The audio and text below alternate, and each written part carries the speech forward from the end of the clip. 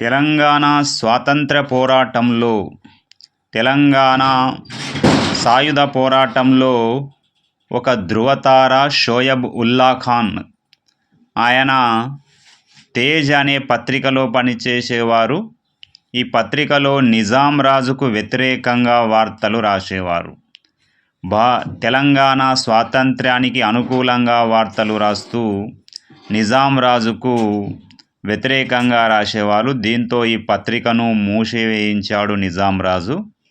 దీంతో ఆయన మరో కొత్త పత్రికను స్థాపించాడు. ఆ పత్రిక పేరే ఇమ్రోజ్. అయితే ఇందులో కూడా అతను ఇమ్రోజ్ పత్రికలో నిజాం రాజుకు రజాకార్లకు వ్యతిరేకంగా వార్తలు రాసినందుకు ఆయనను హత్య చేయడం జరిగింది.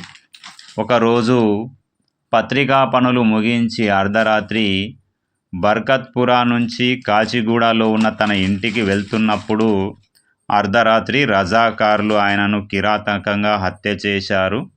ఆయన ఖమ్మం జిల్లా శుభ్రవేడు, దాన్నే సుబ్బిలేడు అని కూడా అంటారు, ఆ గ్రామానికి చెందినవారు.